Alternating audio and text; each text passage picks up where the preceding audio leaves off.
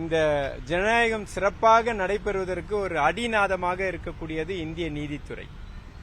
அதிலும் குறிப்பா நம்முடைய சென்னை உயர்நீதிமன்றம் பல்வேறு முக்கியத்துவம் வாய்ந்த சரித்திர முக்கியத்துவம் வாய்ந்த வழக்குகளை இன்றைய தினம் அந்த பதிவுகளை கொடுத்து இந்த தேசத்தினுடைய கட்டுக்கோப்பான அமைப்பை பாதுகாக்கக்கூடிய வகையில் செயல்பட்டு கொண்டிருக்கிறது. இதுல அன்பார்ச்சுனேட்டா என்னன்னா, நம்முடைய இந்த நீதித்துறையில் நீதிபதிகள் உரிய நேரத்தில் பரிந்துரைக்கப்படுவதில்லை. முதல்ல அப்படி பரிந்துரைக்கப்பட்டாலும் அவர்கள் உடனடியாக அந்த பதவியில் அமர்த்தப்படுத்துவதில்லை. இதில் இருக்கக்கூடிய இந்த டைம் லாகிங் வந்துட்டு it affects the functioning of the judicial administration.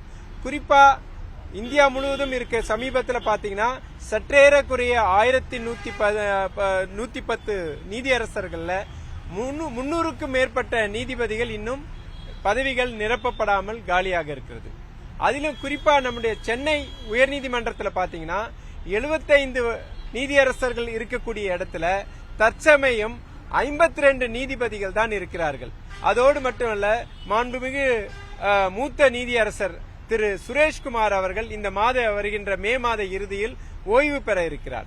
இந்த நிலையில சென்னை அதாவது நம்முடைய மெட்ராஸ் ஹைகோர்ட்ல 23 நீதியரசர்கள் பணியிடங்கள் வேக்கண்டாக இருப்பது இங்க இருக்கக்கூடிய பொதுமக்களுக்கும் இங்க இருக்கக்கூடிய இந்த ஜுடிஷியல் அட்மினிஸ்ட்ரேஷனுக்கும் ஒரு மிகப்பெரிய பாதிப்பை உருவாக்கக்கூடிய அம்சமாக பார்க்கப்படுகிறது.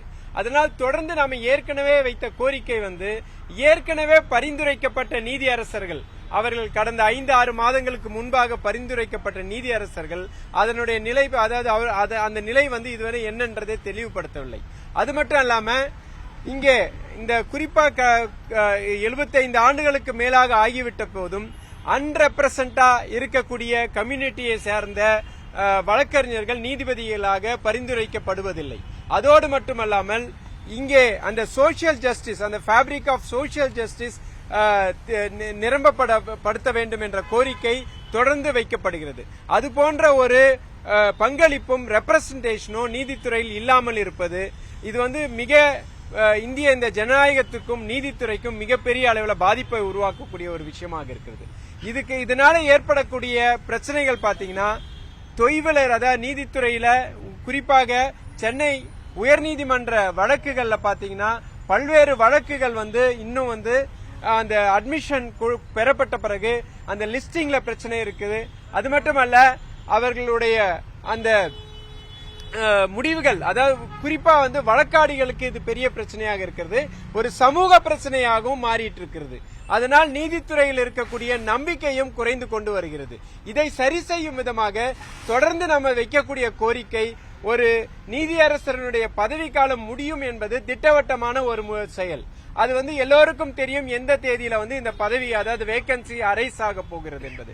அதை தெரிந்து கொண்ட பிறகும் இந்த குறிப்பாக இந்த கலிஜியம் சிஸ்டம் மட்டுமல்லாது மாண்புமிகு இந்த நீதித்துறை சட்டத்துறையும் இதில் ஏற்படக்கூடிய அந்த வேகன்சியை உடனடியாக நிரப்ப வேண்டும் என்ற கோரிக்கையை ஒட்டி நம்ம பல்வேறு நிலைகள்ல கேட்டுட்டு தான் இருக்கிறோம். ஆனால் ஏனோ இப்ப பாத்தீங்கன்னா நம்ம சென்னை உயர்நீதிமன்றத்துல 30% நீதிபதிகளுடைய பதவி வேக்கண்டா இருக்குது.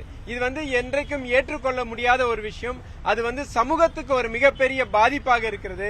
அதனால் இங்கே இருக்கக்கூடிய இந்த நீதிபதி பதவிகளை உடனடியாக நிரப்பப்பட வேண்டும். அந்த மாதிரி நீதிபதிகள் பதவிகள் நிரப்பப்படும் போது குறிப்பாக இந்த சோசியல் ஜஸ்டிஸ் அதை பின்பற்றணும். இதுவரைக்கும் அன்ரெப்ரசன்டாக, அதாவது கடந்த 75 ஆண்டு காலமாக அண்டர் ரெப்ரசன்டேட்டட் ஆர் அன்ரெப்ரசன்டடா இருக்கக்கூடிய கம்யூனிட்டியை சேர்ந்தவர்களும் இன்றைய தினம் நீதி அரசர்களாக நியமிக்கப்பட வேண்டும் என்ற கோரிக்கை இங்க இருக்கக்கூடிய நம்முடைய வழக்கறிஞர்களுக்கு மத்தியில் பரவலாக இருக்கிறது. இது குறித்து மாண்புமிகு நம்முடைய ஜனாதிபதி அவர்களுக்கும் பிரதமர் அவர்களுக்கும் சட்டத்துறை அமைச்சர் அவர்களுக்கும் மாண்புமிகு உச்சநீதிமன்ற தலைமை நீதியரசர் அவர்களுக்கும் இன்றைய தினம் ஒரு 100க்கும் மேற்பட்ட வழக்கறிஞர்கள் கையெழுத்திட்டு ஒரு மனுவினை அனுப்பியிருக்கிறோம்.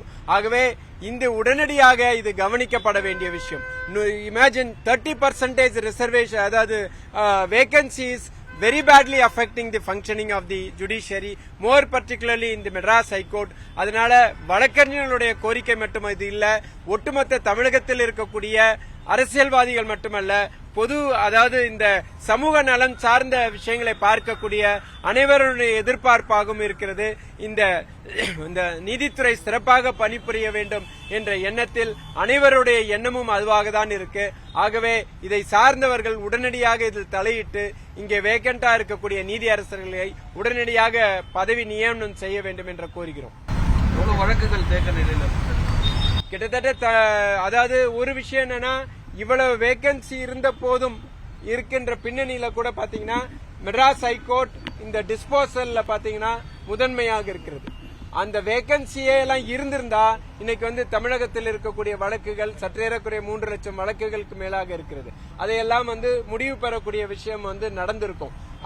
இந்த வேகன்சி இருக்கக்கூடிய நிலையிலையும் பாத்தீங்கன்னா தமிழகம் சென்னை உயர்நீதிமன்றம் தான் டிஸ்போசல்ல முதல் நிலையில இருக்குது.